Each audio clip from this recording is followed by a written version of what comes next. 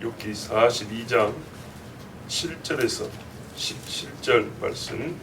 여호와께서 욥에게 이 말씀을 하신 후에 여호와께서 대만 사람 엘리바스에게 이르시되 내가 너와 내 두 친구에게 노하나니 이는 너희가 나를 가리켜 말한 것이 내 종 욥의 말같이 옳지 못함이니라.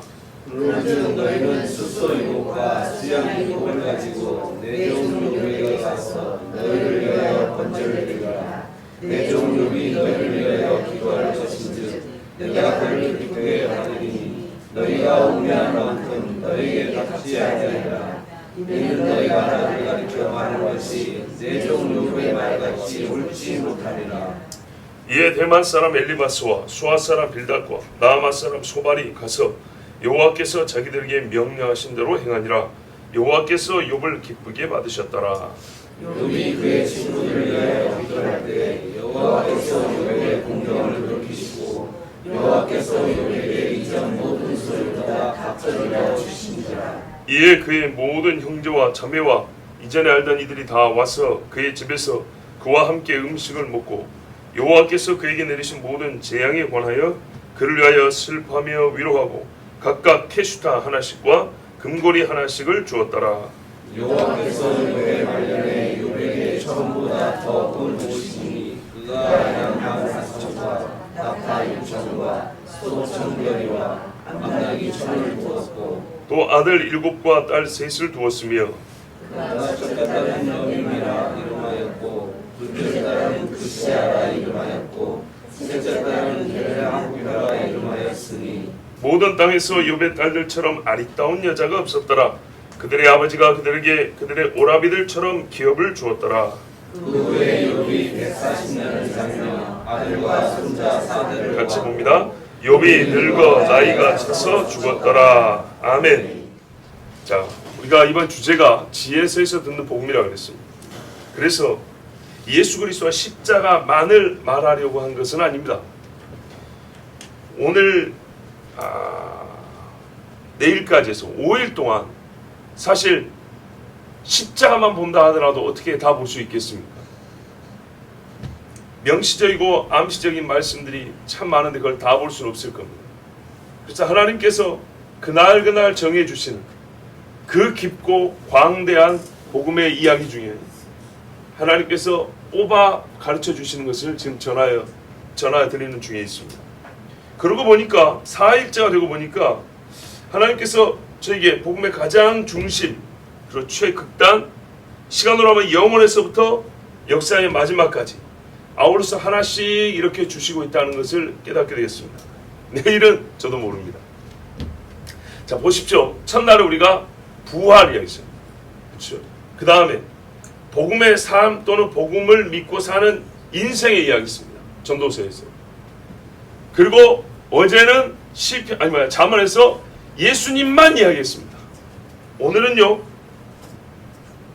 복음의 정수를 담고 있는 로마서의 구약 버전을 읽습니다.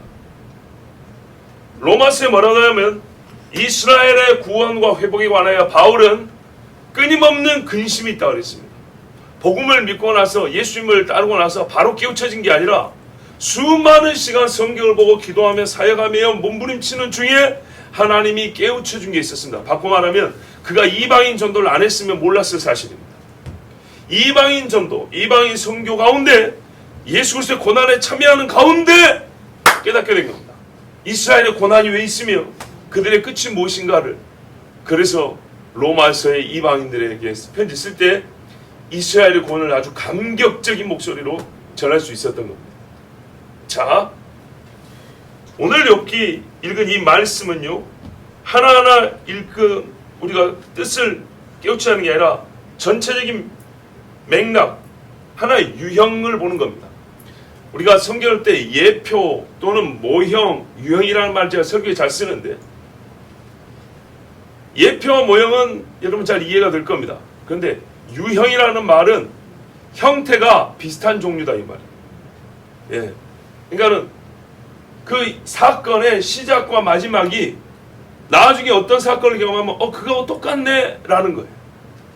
모형은요 꼭 똑같지는 않아요. 조금 더 은밀해요. 근데 유형은 눈에 잘 보여요. 자, 예를 들어서 어떤 사람이 학교 다닐 때 좀 일진들한테 맞았어요. 그렇죠? 근데 또 어떤 사람이 살면서 깡패들한테 좀 힘이 없어서 맞았어요.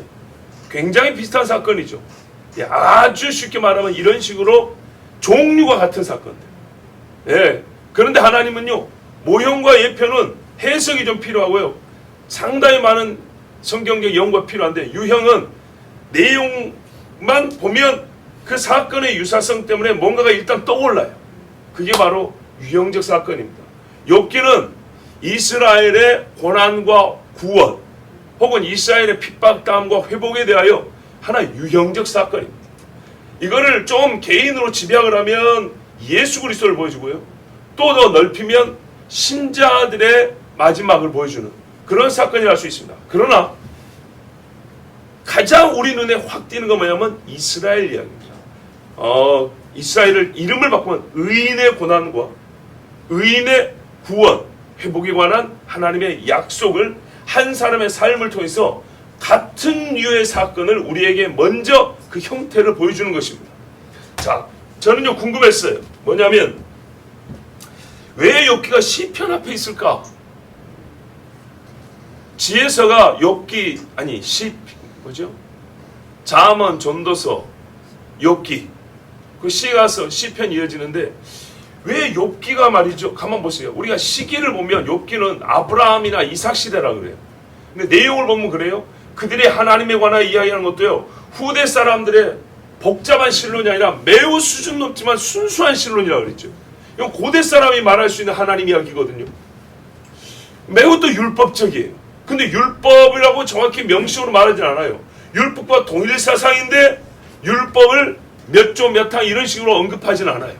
하나님께서 미리 말씀하신 모세에게 가르쳐준다 이런 말은 없어요. 근데 내용적으로 보면 같은 말들이.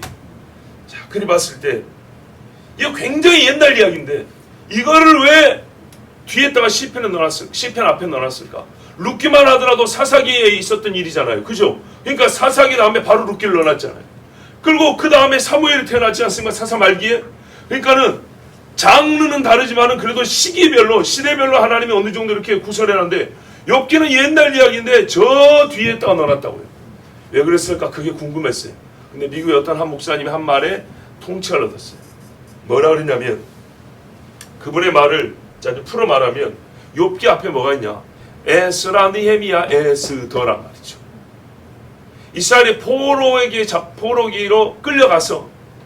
끌려가서 당한 고난과 그 중에 하나님이 그들을 구원하신 이야기란 말이죠. 그렇죠? 그 다음에 뭐가 있어요? 이스라엘 회복 이야기가 나온다는 거예요. 그 고난을 한 사람의 인생을 통하여 확인 보여주는 거죠. 에스라, 그 앞에 이미 끌려가고 에스라, 느헤미야가 돌아온 이야기예요. 근데 마치 그 중간에 하나님이 이 돌이키기 전에 하나님이 역시 유형적 사건을 보여줬어요. 에스더 시대에 이스라엘 유대인들을 페르시아에서 살려준 사건이 있었어요. 에스라, 느헤미야 때 돌아와 버렸죠. 그렇죠. 그것처럼 이걸 좀 더 확장하면요. 역사의 마지막에 뭐가 있어요? 고난이 있지만은 욥처럼 하나님이 이방인들 가운데 친구들이지만 이방이란 말이죠. 그들의 핍박 속에서 돌이킨다는 거예요. 땅도 이방의 땅에서 돌이키는 것이. 그런 다음에 시편에 뭐냐면 의인들의 모임이 나와요. 복받은 자에 대한 이야기가 나와요. 꼭 욥 이야기잖아요. 여호와께 떼굴의 복을 받고 여호와께 뭡니까? 의인의 칭함을 받은 자가 끝내는 의인의 회중이 들어가죠. 그러면서 시편 바로 이 편은 뭐예요? 하나님의 아들 왕, 만화의 왕 이야기가 나와요. 그 의인들의 회중이 어디에 서냐? 왕 앞에 서는 거예요. 왕. 이스라엘이 자기들의 왕 앞에 주님 앞에 서는 이야기입니다. 이게 구도가 딱 맞지 않냐냐? 그래 봤을 때 욥기는 일 개인이 이스라엘 전체를 보여준 것과 같다라는 이야기를 하는 거예요. 거기서 통찰을 얻었습니다. 아, 그렇구나. 자, 그리고 하나님의 말씀 묵상하면서 또 배우고 깨달은 바가 있습니다. 여러분, 욥이 조상이 누구라고 생각하세요? 욥이 산 땅 이름이 뭐죠? 우스라 그랬죠. 우스. 그런데 우스가 어디 지역에 있습니까? 에돔 지역에 있습니다. 에돔 지역에 있습니다. 참 중요합니다. 우스가 에돔 지역에 있습니다. 그러면 우스가 에돔 사람인가요? 그건 아닙니다. 여러분 잘 보세요. 그래서 시대를 아는 것, 시기를 아는 것 굉장히 중요합니다. 에돔은 야곱의 아들이죠. 그리고 야곱의 아들이 어느 한 지역을 점령해서 자기 이름을 따서 에돔이라 부른 거고 사람들이 그렇게 불러준 거죠. 그러면 그 지역에 사람이 안 살았냐? 창세해 보세요. 에돔이 이 지역에 오기 전에 왕들이 있었다고 돼 있어요. 오래 산 사람들이 있어요. 그리고 에돔이라고 하는 것은 좁은 지역이라 좀 넓은 지역이에요. 그죠? 그 넓은 지역에 우리나라도 한국만 해도 도 이름이 다르고 시 이름이 다른 것처럼 또 부분 이름들이 달라요. 그 에돔이 사는 지역인데, 에돔이 다스리는 지역인데, 그 전부터 에돔이 정복하여 사는 지역의 일부가 옛날부터 우스 땅이라고 불렸어요. 그래서 우스 땅은 훗날에 보면 에돔 지역에 있지만은 처음부터 에돔의 후손이어서 우스라고 부르고 에돔이 지은 이름으로 우스라고 불렀던 게 아니라 원래는 우스라는 사람이 살던 데예요. 우스라는 사람이 살던 지역에 우스의 후손들이 살고 있는데 에돔이 거기 들어와서 다 같이 점령을 해서 한 거예요. 자 보세요 여러분. 아브라함은 어디서 살았어요? 성경에 아브라함이 어디서 태어나서 살았답니까? 갈대아 우르죠. 그래요. 갈대아에 살았어요. 그러면 갈대아에 살았기 때문에 아브라함이 훗날로 말하면 거기가 나중에 바벨론을 불리는데 이미 살다간 아브라함이 나중에 바벨론의 조상입니까? 바벨론하고 한 통이고 한 가족입니까? 아니죠. 그 아니에요. 아브라함이 갈대아 우르에 살 때는요. 거기에 누가 샀냐? 셈족이 많이 살았어요. 셈족. 아시겠죠? 그리고 셈족도 성경에 보면 창세에 보면 이게 그래서 중요해요. 많이 흩어져 살았어요. 야벳과 함도 많이 흩어져 살았어요. 그들이 서로 경계 지은 지역이 있고요. 섞여 산 데가 있어요. 섞여 산. 그 중에 하나가 갈대아 우르란 말이에요. 갈대아 우르에는 함 족속도 있고 셈 족속도 있어요. 하나님이 아브라함 보고 나가라 그랬어요. 그렇죠? 그래서 우상 숭배하던 그가 거기서 떠나갔어요. 하란으로 왔어요. 하란은요 셈족의 집단 거주지였어요. 그래서 하나님이 거기서 본토 친척 아비가 여기 있으니 여기서 떠나라 그랬어요. 그리고 나중에 자기 아들 결혼할 때도 다시 하란으로 보내자. 거기 그때는 바단 아람이었어요. 아시겠죠? 아람도 셈족이거든요. 그래서 거기 가가지고 자녀의 리브가를 데리고 왔단 말입니다. 자, 가나안은요. 하나님이 가라 그러는데 그러면 여기 셈족에 우리 조상들로 살면 좋은데 이제는 함족의 땅으로 다시 가나안으로 내려가요. 그러면 시대를 보면 아브라함 오기 전에 여기는 함족의 땅이요 가나안의 땅이에요. 가나안의 지역은 소돔과 고모라까지 미쳤다고 했어요. 그래서 자연스럽게 하는 거예요. 아 소돔과 고모라도 함족이었구나 이렇게 하는 거예요.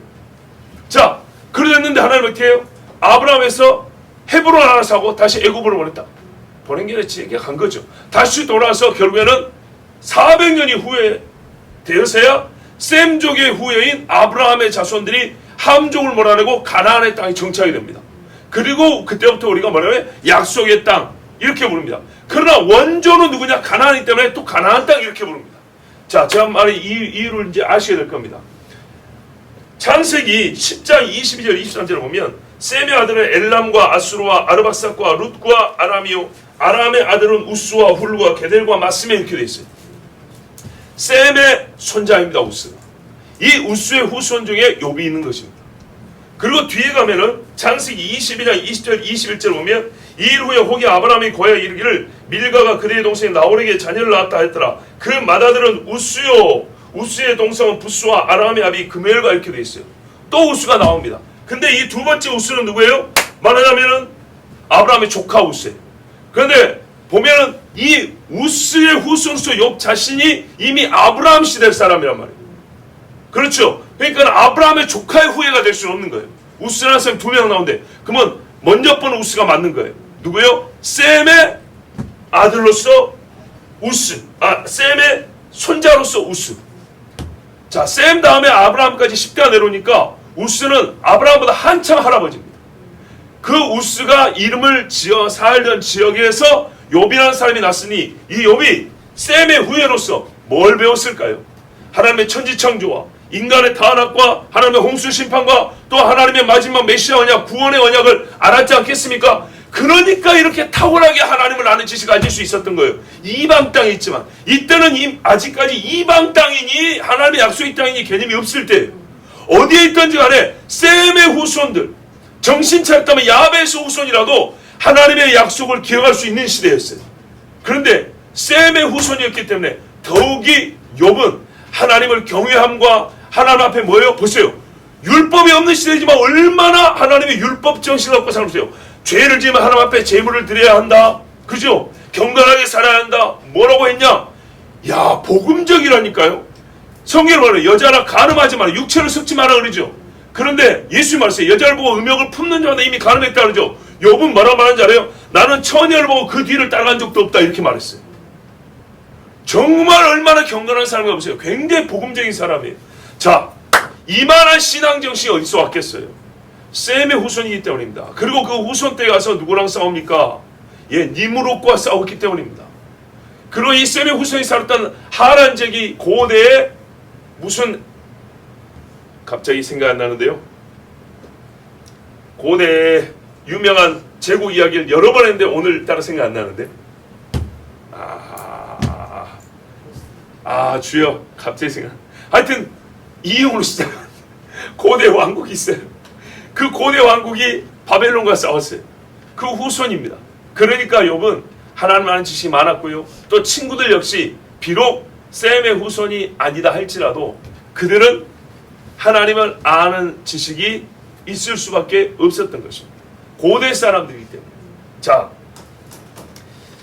여기서 이제 우리가 이를 통하여 계속 하나님의 말씀을 보면 결국 셈의 후손이고 경건한 욥이 그의 친구들에게 이방 땅, 훗날의 이방 땅이라 부르는 에돔에서 고난을 당하고 에돔에서 구원을 받는 이야기라는 것을 아주 간단하게 요약하면 말할 수 있어요. 그리고 에돔 땅에서 고난을 당한 자가 에돔 땅에서 구원을 받고 그로 말미암아 그를 핍박하던 자들까지도 하나님께 죄 용서를 받고 구원을 받게 되었다.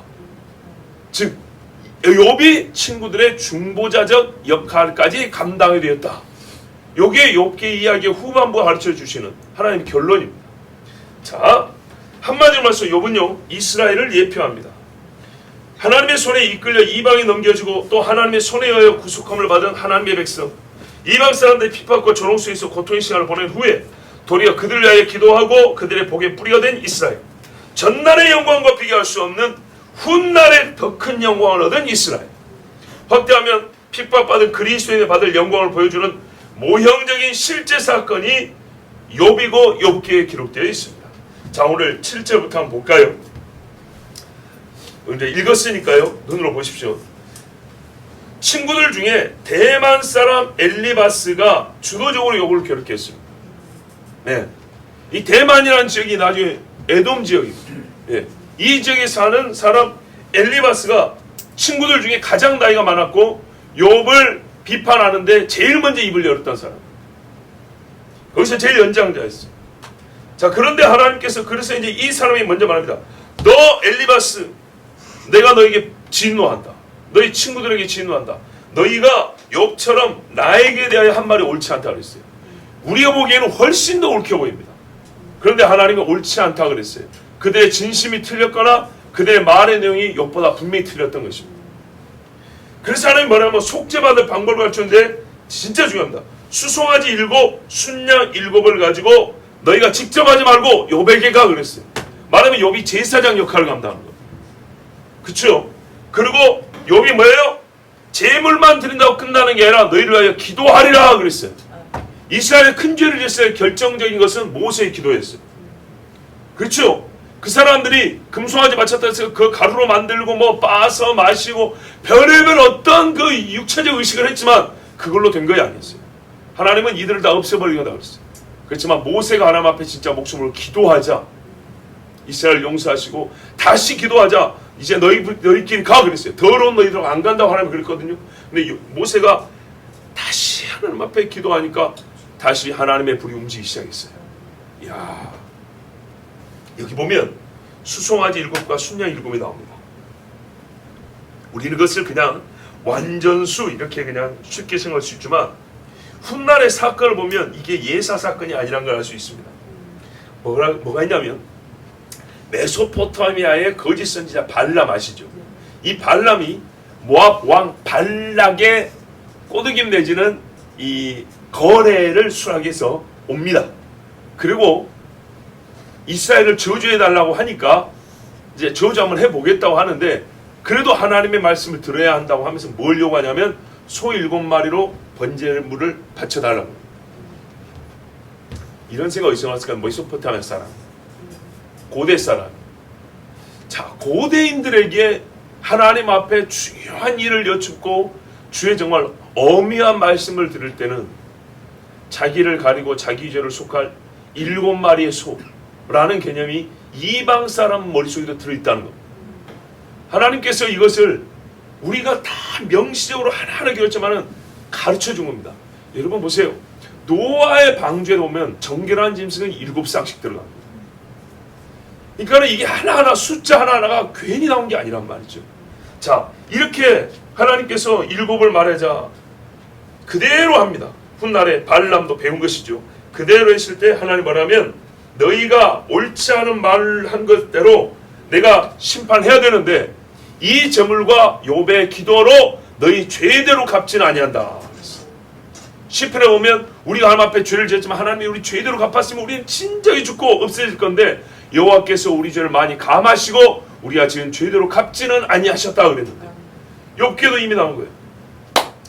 그러니까 하나님은 항상 동일하세요.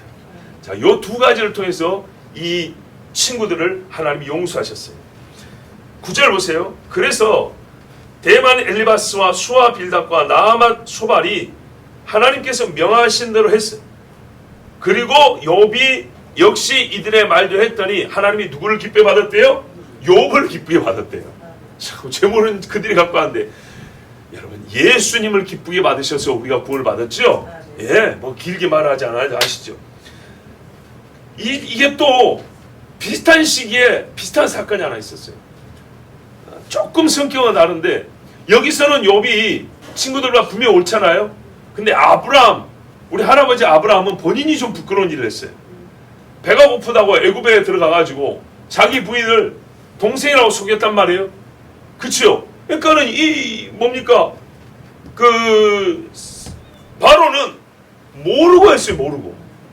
또 아비멜렉이라고 이 블레셋 쪽인 같은데 이 사람도 뭐라 합니까? 모르고 취했다고요. 그런데 하나님 어떻게 했죠? 그 집 사람들을 쳐버렸어요. 그 집 사람들을 병들게 하고 태를 닫아버리고 막 그랬어요. 그리고 막 꿈에 나타나고 어미 꾸짖고. 그런데 하나님 또 어떻게 했냐? 돌려보내면 다시 돌려줄게 너희들도. 이렇게 하지 않고 아브라함이 와서 너희를 해 기도하면 고쳐준다 그랬어요. 참 놀랍죠. 그래서 창세기 20장 17절 18절에 보면 아브라함이 하나님께 기도하며 하나님이 아비멜렉과 그 아내와 여종을 치료하사 생산케 하셨으니 여호와께서 이왕에 아브라함의 아내 사라의 영구로 아비멜렉의 집 모든 태를 다치셨음이더라. 아멘. 이 경우에는 아브라함이 분명히 잘못했는데도 불구하고 저 사람들은 실수를 한 거라고요. 모르고.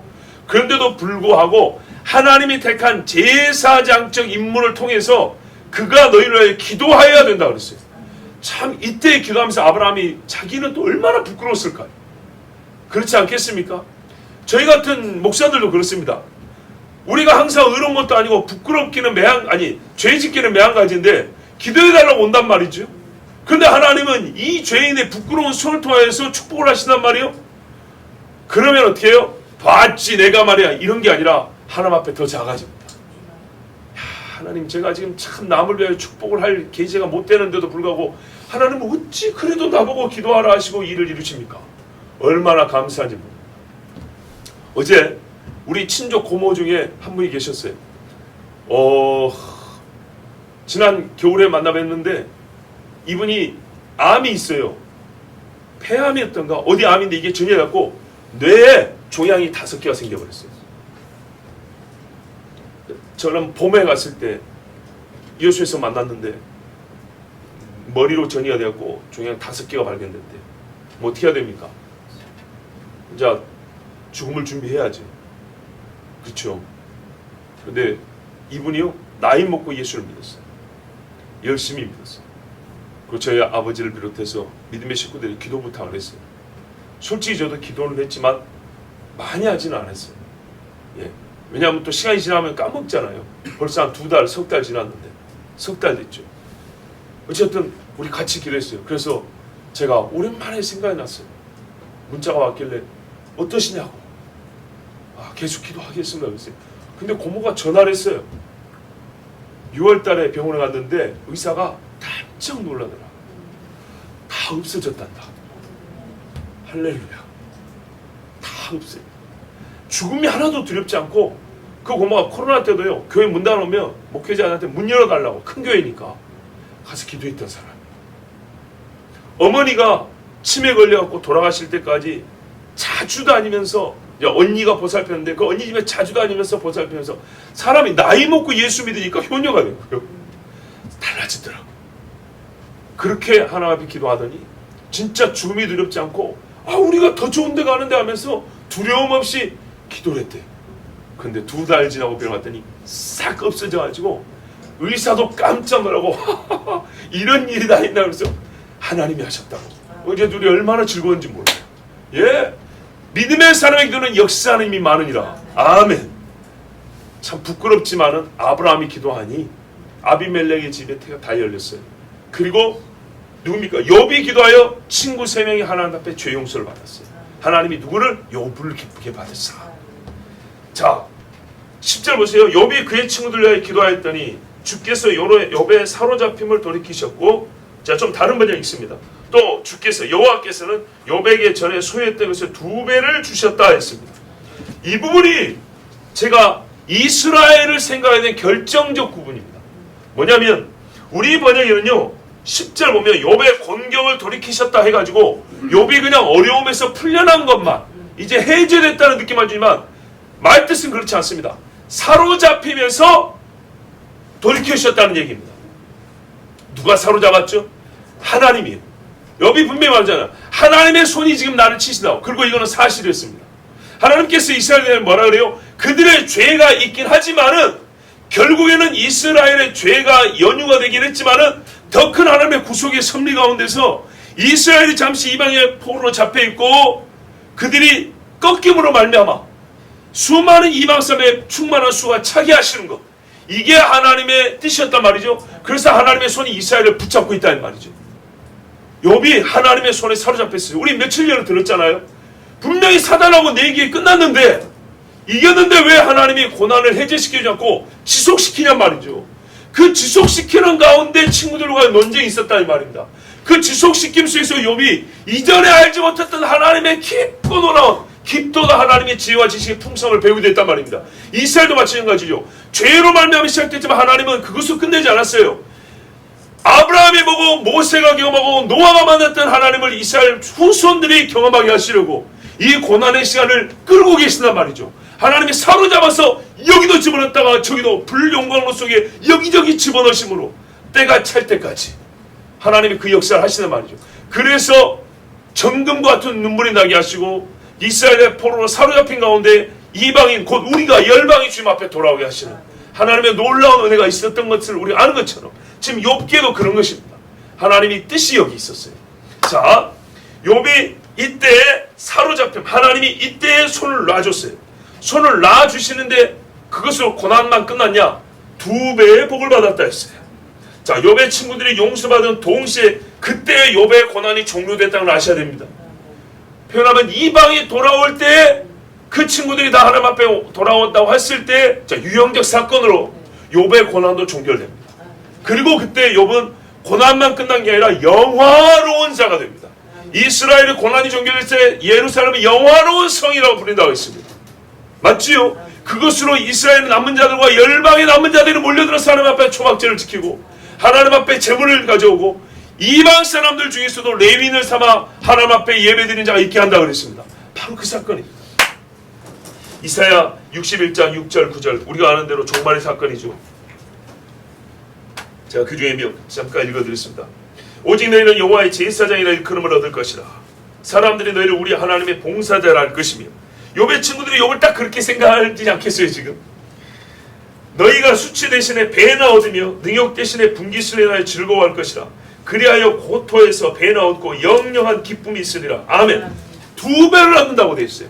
이스라엘의 훗날도 본인의 본래 땅에 돌아가서 2배를 얻는다 이렇게 되어 있어요. 지금 뭡니까? 욥이 이 힘들며 수치를 남게 이 땅을 떠나야 되거든요. 그는 자기 집을 떠나지 않았어요. 그리고 하나님이 욥의 집을 다시 세워줬죠. 욥이 살던 땅에서, 그리고 욥의 식구들, 욥의 재산들 전부 다 하나님 얻게 해주셨어요. 물은 이를 보는 자가 그들은 여호와께 복받은 자 손이라 인정하리라. 이사야 61장 9절에 이리 말한 것처럼 친구들과 주변 사람들이 욥을 보고 당신은 여호와께 복받은 자라 일컬으리라. 스바냐 3장 19절 20절에도 그때에 내가 너를 괴롭게 하는 자를 다 벌하고 저는 자를 구원하며 쫓겨난 자를 모으며 온 세상에서 수욕받는 자로 칭찬과 명성을 얻게 하리라. 내가 그때 너희를 이끌고 그때 너희를 모을지라. 내가 너희 목전에서 너희 사로잡힘을 돌이킬 때, 그러니까 이 단어 하나가 중요한 거예요. 분명히 원문에 사로잡힘을 돌이킨다고 되어 있어요. 너희로 천하만민 중에서 명성과 칭찬을 얻게 하리라. 나 여호와의 말이니라. 아멘. 그런데 하나님이 이스라엘을 돌이키는데요, 참 재밌습니다. 이스라엘이 포로로 잡혀간 데가 많고 넓어요. 근데 여러분 선지서를 보세요. 항상 에돔이 반복되어 나옵니다. 에돔 땅이 반복되어 나와요. 형제 땅이 반복되어 나와요. 그리고 에돔에서부터, 바산에서부터, 바산이 아니죠, 뭐죠? 대만에서부터, 바란산에서부터 예수께서 오시면서 이스라엘을 구원한다 이렇게 돼 있어요. 그게 왕의 대로 아닙니까? 성경에 분명히 이스라엘은 페르시아, 아수르로 끌려갑니다. 마지막 때도 아수르에서부터도 데리고 오는 이스라엘이 있다 그랬어요. 그런데도 불구하고 유독 자주 눈에 띄는 게 뭐냐면 에돔 땅에서 돌아오는 이스라엘, 에돔으로부터 풀려나는 이스라엘이 선지서에 항상 반복되어 있습니다. 아까 제가 안 읽었는데 예레미야 애가 4장에도 에돔 땅, 우스 땅에서 돌아오는 이스라엘 이야기 나옵니다. 하박국 3장 2절 7절 우리가 잘 아는 말씀이죠. 여호와여 내가 주께 대한 소문을 듣고 놀랐나이다. 여호와여 주는 주의를 이 수년에 부흥케 하옵소서. 우리가 한 25년 전에 굉장히 암송했고 은혜 받았던 말씀 아닙니까? 근데 말해요. 하나님이 진노중에라도 긍휼을 잊지 마옵소서 기도하는데 하나님이 대만에서부터 오시며 거룩한 자가 바란산에서부터 오시도다. 구원을 해달라니까 바로 에돔 땅에서부터 오신다 그 말씀입니다. 그 영광이 하늘을 덮었고 그 찬송이 세계에 가득하도다. 그 불덩이가 발밑에서 나오는도다. 열국이 전율하며 영원한 산이 무너진다. 내가 먼저 구산의 장막이 환란하고 미디안 땅의 회장이 흔들리도다. 구산, 미디안 전부 다 어디냐? 이 에돔 근처에 있는 애들입니다. 그 지역 일대에서 주의 영광이 나타나고 권능이 나타나기 시작한다는 겁니다. 그러니까 땅이 흔들흔들하고 땅에 불덩이가 떨어진다는 거예요. 무서운 이야기죠. 종말의 이야기입니다. 예레미야 49장 7절에서 22절을 보면 에돔에 대한 말씀이 나오는데 에돔이 놀라운 것이 되리니 그리고 지나는 자마다 놀라며 그 모든 재앙이나 비웃으리로다. 나 여호와가 말하노라. 소돔과 고모라가 그 이웃 성읍들에 멸망된 것 같이 거기 거하는 사람이 없으며 그 중에 우구할 아무 인자가 없으리라. 보세요. 아까 불덩이를 이야기했죠. 에돔에 대하여 하나님의 말씀을 하면 양떼 어린 것들을 그들이 반드시 끌어가고 그 처소로 황무케 하리니 하나님께서 뭐라 하냐? 하나님의 양들을 데리고 오고 에돔은 넘어지게 하고 그리고 하나님이 날개를 보수할 펴서 에돔 용사를 두렵게 하고 이게 하나님이 에돔을 심판해서 에돔에 사로잡힌 하나님의 백성들을 돌이킨다는 약속을 이렇게 계속하는 겁니다. 자, 민수기 24장에도 발람의 예언에도 이 말씀이 나옵니다. 뭐라냐면 에돔은 그들의 유산이 되며 즉 이스라엘의 유업은 뭐죠? 하나님의 상속받는 제사이잖아요. 에돔이 나중에 이스라엘의 상속받는 제사가 된다고 했어요. 그러면서 뭐냐면 주권자가 야곱에서 나서 남은 자들을 그 성에서 멸절한다고 했어요. 에돔을 주권자가 멸하고 하나님의 남은 자들을 데리고 온대요. 이사야 63장 1절 7절에도 에돔에서 오며 홍의를 입고 보스라에서 오는 자가 누구뇨? 그 화려한 의고 큰 능력으로 걷는 자가 누구뇨? 그는 내니 의를 말하는 자여 구원하기에 능한 자니라. 근데 왜 붉은 옷을 입었습니까? 했더니 왜 그렇습니까? 싸우느라고 대적을 쳐서 싸우려고 그들의 피가 튀어서 붉게 됐다고 그랬어요. 그렇죠. 물론 예수님을 죽인 자들은 예수님을 존엄한다고 홍의를 입혔습니다. 자주색 옷감, 비싼 옷감, 왕이시여 이렇게 존엄하려고 했습니다. 그러나 그들은 그 안에 담겨있는 뜻을 잘 알지 못하죠. 예수님은 실제 왕이시고 훗날에 자기 백성을 위하여 붉은 옷을 입고 그의 흰 옷이 피로 붉게 되기까지 싸우사 자기 백성을 에돔에서 구원할 뿐이라고 분명히 예언하셨습니다. 자, 에돔에서부터 구원을 시작하시니 이스라엘을 출애굽시키신 구원의 하나님이십니다.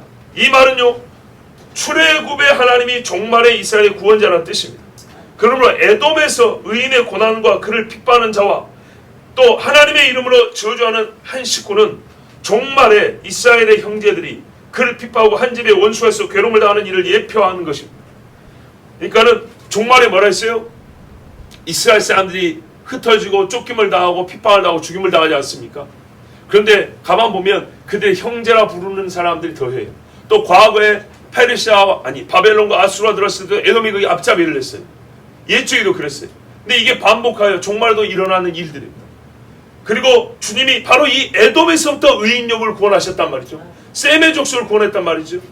곧 예언 말씀대로 훗날에도 에돔에서부터 시작하여 하나님이 이스라엘의 남은 자를 돌이키시는 끝내 믿음을 지키는 의인들을 살리시고 다시 예루살렘으로 모으시는 일을 시작하신다는 것을 우리가 욥을 통해서 깨닫게 됩니다.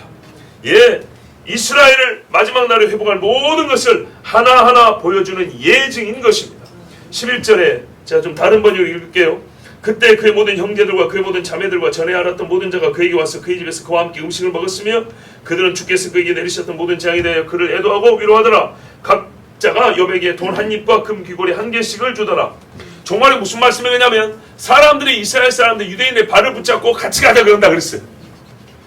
이 사람들이 진작에 올 것이지 지금 이미 욥이 회복됐단 말이에요. 그런데 이때서 와가지고 뭐라 그래요? 우리도 같이 복 좀 받자 그런단 말이에요. 우리가 가진 거 다 줄 테니까 우리 같이 복을 받자. 하나님의 말씀과 얼마나 일치하는지 모릅니다. 그리고 우리가 이사야 40장 1절에 중요한 말씀이 있어요. 너희의 하나님이 이르시되 너희는 위로하라 내 백성을 위로하라 그랬어요. 여러분 내 백성을 내 백성이 위로합니까? 이방에게 명하는 거예요. 너희가 끝내 이 내 백성으로 말미암아 구원을 받을 것이니 내 백성이 고난 당할 때 너희는 위로자가 되어야 한다 그랬어요. 바로 이 사건, 이 일도 마지막 때에 일어나겠지만 우리가 지금 작게나마 이스라엘을 위로하는 자 중에 또 속해 있지 않습니까? 이 형제들이 와서 욥을 위로합니다. 그리고 뭘 줘요? 일어날 수 있도록 금귀걸이 또 돈을 주었다고 이렇게 했습니다. 이사야 49장에도 여호와께서 그의 백성을 위로하셨은즉 그의 고난당한 자를 긍휼히 여기실 것입니다. 하나님께서 그를 욕했던 부인이 욕했는데 친척들이라 욕 안 했겠습니까? 그런데 그 친척들이 와서 또 욥에게 재물을 주면서 하나님 너에게 복 주신다 그랬어요. 여러분 또 하나 보세요. 욥이 말입니다. 자녀를 10명을 낳습니다. 이 부분이 굉장히 또 중요한 부분입니다. 욥의 부인을 통해서 낳겠죠. 그렇죠? 어떤 일은요 이렇게 말합니다. 욥의 부인이 도망을 갔는데 어떻게 애들을 낳겠냐? 부활한 거다. 너무 지나치게 나가신 거예요. 너무 은혜스럽게 한 거예요. 욥의 자녀들이 다 부활했다고 이렇게 말한 거예요. 왜냐하면 나이를 생각했기에 말이 안 된다는 거예요. 봐보세요. 욥의 자녀들이 그 전에 10명인데 이 친구들이 생일 때 자기들끼리 파티를 내요. 다 큰애들이에요. 그죠? 그럼 여러분 10명을 아무리 빨라도 10년 15년 좀 넉넉히 하면 20년 걸립니다. 그죠? 욥이 고대 사람들이 아주 오래 살았기 때문에 또 의외로 빨리 결혼을 안 했어요. 우리는 지금 옛날만큼 오래 못 살기 때문에 빨리 결혼할 필요가 있는데 옛날 사람들은 거의 200년 가까이 살았기 때문에 욥도 그렇게 살았기 때문에 한 30, 40에 결혼합니다. 야곱의 아들들 에서도 40에 결혼했죠. 그걸 한번 생각해 보세요. 그러면 그냥 30에 결혼했다 칩시다. 욥이 30에 결혼해서 10명 낳고 얘들이 자랐어요. 그러면 나이가 몇 살쯤 됐을까요? 50, 60은 됐겠죠. 그렇죠. 첫째 아들 기준으로 하더라도 한 60쯤 됐다고 생각했어요. 그리고 이 고난 당한 다음에 뭡니까? 140년 살았다 해서 16절 140년. 그럼 거의 200년 살았죠. 그러니까 이 나이대로 볼 때 아브라함 시대라고 말하는 거예요. 그런데 4대를 보았다요. 자, 60쯤 되었고 다시 아들을 낳습니다. 자녀를 10명을 또 낳습니다. 그러면 한 20년 또 걸린다 칩시다. 막내를 낳으면 80살쯤 됩니다. 그런데요, 여기서부터 다시 세대가 이어진다 하면 나이가 잘 안 맞지만 여러분, 막내 날 때쯤은 첫째는 또 자식 날 때 돼버립니다. 그죠? 그럼 60에 하나 낳고 막내가 한 80에 태어나도 누굽니까? 욥이 한 8, 90에 손자를 보고 첫째 아들 기준에서 8, 90에 손자 보고 또 한 110살쯤에 손자 보고 130, 40에 또 그 밑에 손자 하나 보고 그러면 어떻게 4대를 본다면 말이 되죠. 그런 겁니다. 욥의 아내도 도망가지 않았습니다. 그리고 욥의 아내도 욥과 같이 자녀를 생산하여 그 후손들을 같이 보게 되었습니다. 욥을 저주한 아내가 그 옆에 있고 친척들이 와서 다시 욥의 위로가 되고 그들이 욥의 집에 구성이 됩니다. 그래야 욥의 집이 다시 회복되는 것이 되지 않겠습니까? 자, 12절 이하에 보면 하나님께서 욥의 후반에 더 큰 복을 줬다 했습니다. 민수기 24장에 뭐라 하냐면 오늘의 이야기고 먼 후의 이야기라면서 이스라엘의 창대함을 예언하고 있습니다. 짐승이 따버리 됐고 자녀들도 또 그대로 태어났습니다. 그런데 딸 셋의 경우는 아주 예뻤다고 그랬습니다. 얼마나 행복했을까요? 그런데 15절에 보면 또 아주 중요한 말씀이 있습니다. 딸들에게 욥을 줬대요. 딸들의 상속을 했다는 겁니다. 이야, 이런 상속법이 고대에 있었다는 거예요. 우리가 모세 시대만 보더라도 므낫세 지파에 마길의 딸들이 와서 말하잖아요. 우리 집에는 아들이 없는데 아들 없다고 유산을 안 주면 어떻게 합니까? 우리 아버지의 이름이 끊어지란 얘기입니까? 그랬더니 하나님 뭐래요? 딸들의 말이 옳다, 나눠주라고 그러잖아요. 그런데요, 욥은요, 얼마나 하나님의 영에 감동된 사람인지 자기가 자기 딸들에게 오빠들 내지는 남동생들과 똑같이 욥을 나눠줬다 했어요. 그러니까 욥은 진짜 의인이 맞아요. 의인이 맞아요. 매사에 봅니다. 그리고 140년을 더 살면서 손자 4대까지 보았고 욥이 늙고 난리 차서 그의 수가 다해서 죽었더라 했어요. 이야, 이사야서에 보면 뭐냐면 새하늘과 새 땅을 창조할 것인데 그때 100세가 못 되어 죽은 자는 저주받은 자고 사람이 기본 100살에 넘어 죽는다 그랬어요. 사람의 나이 내 백성의 수완이 나무의 수완과 같다 그랬어요. 그때를 보는 것 같습니다. 그리고 예루살렘으로 즐거움이 되게 한다 그랬어요. 그리고 이스라엘 사람들이 수고한 모든 것이 더 이상 헛되지 않게 한다 그랬어요. 욥의 집이 물론 아직 우스 땅에 있지만은 그러니까 모든 것이 다 일치되게 할 수 없지만 망했다던 욥의 집이 다시 세워지고 저주받은 욥의 집이 하나님으로 말미암아 영화로움이 되고 복의 근원이 되게 하셨어요. 그를 저주했던 자들도 욥으로 말미암아 살고 욥의 복을 함께 누리게 됐어요. 자, 이것이 하나님의 약속입니다. 아모스 9장 11절 15절에도 내가 다윗의 무너진 장막을 일으키고 틈을 막고 허물어진 것을 일으켜서 옛적과 같이 세우고 그들이 에돔의 남은 자와 내 이름으로 일컫는 만국을 기업으로 얻게 하리라. 이 일을 행하시는 여호와의 말씀이니라. 아멘. 그리고 14절에는 내가 내 백성 이스라엘이 사로잡힌 것을 돌이키리니 그랬어요. 다시 성읍을 세우고 포도원을 세운다 했어요. 여기에 또 한 가지 간구하지 말아야 될 게 있습니다. 에돔에서부터 이스라엘을 구원하지만 에돔은 다 버림을 받냐? 또 그것도 아니에요. 에돔 중에도 보세요. 욥을 저주하고 욕했던 사람도 욥을 따라와서 복을 함께 받죠. 그런 것처럼 에돔 중에도 이스라엘을 따라오는 사람, 그래서 함께 복을 받는 자도 있다고 그렇게 말씀합니다. 그래서 우리 주님이 말씀하신 거예요. 사도 야고보를 통해서 야고보서 5장 7절 11절에 그러므로 형제들아 주께서 강림하시기까지 길이 참으라. 이제 이스라엘에서 좀 확대하면 거룩한 의인의 삶, 의인의 모임에 관해서도 우리 주님이 하신 말씀이 여기 있어요. 보라 농부가 땅에서 나는 귀한 열매를 바라고 길이 참아 이른 비와 늦은 비를 기다리나니 너희도 길이 참고 마음을 굳건하게 하라. 주의 강림이 가까우니라. 형제들아 서로 원망하지 말라. 그리하여 심판을 면하리라. 보라 심판주가 문 밖에 서 계시니라. 형제들아 주의 이름으로 말한 선지자들을 고난과 오래 참음의 본으로 삼으라. 보라 인내하는 자를 우리가 복되다 하나니 너희가 욥의 인내를 들었고 주께서 주신 결말을 보았거니와 주는 가장 자비하시고 긍휼히 여기시는 이시니라. 아멘. 그런데 그냥 우리 일상의 개인의 삶으로만 말하는 게 아니라 앞에 보면 주의 강림하심과 인내를 말하는데 욥을 얘기를 했어요. 주의 강림하심과 인내 그리고 주님이 다시 회복하심과 복주심을 얘기할 때 욥을 이야기했다는 것을 기억하셔야 됩니다. 즉 욥은 종말의 때를 살아가는 신앙인들에게 하나님께서 유형적으로 우리의 삶을 어떻게 살아야되는지 그가 최후에 얻을 것이 무엇인지를 가르쳐주시는 정말 하나님의 놀라운 계시의 말씀이고 우리의 주시는 축복의 선포입니다. 본문에 야고보서의 인내가 일반적인 삶의 고통에 대한 인내를 넘어서 주의 강림하심을 기다리는 성도들의 고난 중 인내를 말씀하고 있으므로 욥은 마지막 때를 살아가는 성도들 우리와 또한 끝내 자기들의 왕 예수 그리스도를 만난 이스라엘을 하나님이 미리 보여주시고 그들과 우리에게 주시는 마지막 때의 교훈이 생명길을 가르쳐 주신 것입니다. 여러분, 또 우리가 좀 세인에 들어보면 의인 중에 의인인 예수 그리스도가 보이기도 합니다.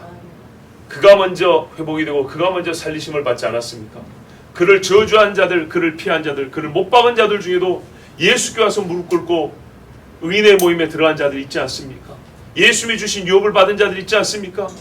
예, 그렇습니다. 여러분, 욥기에서 이스라엘과 성도의 마지막이 보인다면 우리가 욥을 본받는 것이 지혜요, 믿음이요, 생명입니다.